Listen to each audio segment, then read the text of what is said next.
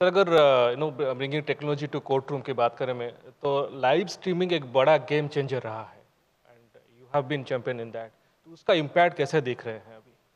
देखिए, live streaming हमने Covid में शुरू कर दिया था। कोविड में जब लॉकडाउन हो गए थे तो कोर्ट में तो लॉकडाउन हो नहीं सकती थी, तो हम घर बैठे बैठे सारे केसेस तय करते थे। कोविड खत्म होने के बाद मैंने सोचा कि ये जो सारा इंफ्रास्ट्रक्चर है, इसको we should use that infrastructure. Live streaming का ये बड़ा इम्पैक्ट हुआ है कि we have been able to take the work of the supreme court to the homes and hearts of people. Ultimately, why do we exist as courts? We don't exist for the judges and the lawyers. We exist for civil society, for our citizens. And अब आप सोच लीजिए, आप मान लीजिए supreme court में उड़ीसा के किसी छोटे डिस्ट्रिक्ट में एक कोई केस चल रहा है, या मेघालय में, या मणिपुर में, या बारामूला में केस चल रहा है, या गोंदिया में चल रहा है, कहीं पर भी। तो वो जो लिटिगेंट है, उसका पेंशन का केस हो, उसके सर्विस का केस हो, वो जब सुनता है और वो उसको ये पता चलता है कि कितने सीरियसली, कितने अंदाजे से उसके बारे में बहस हो रही है, शांति से बहस हो रही है, तो उसकी आस्था हो जाती है अपने सिस्टम में। सो live streaming has really promoted a sense of accountability, confidence, accountability on the part of जजेस इज वेल, कि आप जो आपका कॉन्डक्ट है कोर्ट में, जज का बिहेवियर है कोर्ट में, वो भी ठीक होना चाहिए।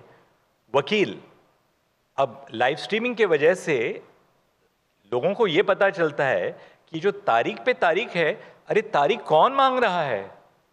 जज नहीं मांग रहा तारीफ, तारीफ पूछने वाले अलग होते हैं। So it's sending a huge message of accountability by the use of technology. और उसके अलावा हमने डिजिटाइजेशन किया है। और एक मैं आपको उदाहरण देना चाहता हूँ।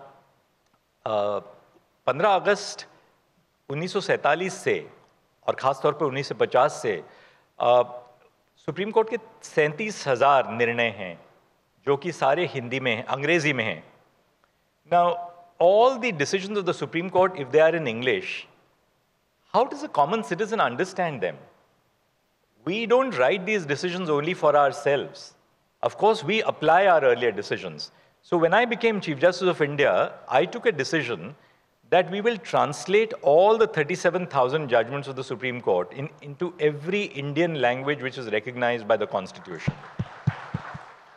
और ये हमने शुरुआत की through the use of artificial intelligence, through the aid of AI assisted software, और उसकी वजह से आज सारे 37,000 निर्णय हिंदी में अनुवाद कंप्लीट हो गया है, पूरा अनुवाद हो गया है। पंजाबी में करीब 22,000 से ज़्यादा निर्णयों का अनुवाद हुआ है। उड़िया में हो रहा है, बांग्ला में हो रहा है, मराठी में हो रहा है, तेलुगु में हो रहा है, पंजाबी में हो ही रहा है। तो इससे लोगों को पता चलता है कि हमारी जो न्याय प्रणाली है उसमें जो काम चलता है, उसमें कार्य चलता है, वो मेरे जीवन में उसमें असर कैसे है। आपको और एक मैं छोटा सा एक उदाहरण देना चाहता हूँ। एक दिन जब मैं चीफ जस्टिस ऑफ इंडिया था तो मैं हमारी राष्ट्रपति मैम के साथ चर्चा करने के लिए मुझे जाना था।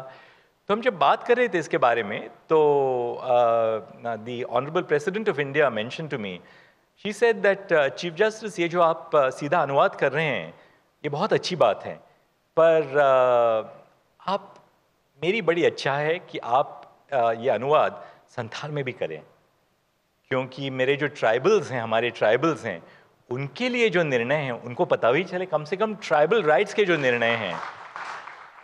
तो वो भी प्रक्रिया हमने शुरू की। बहुत ही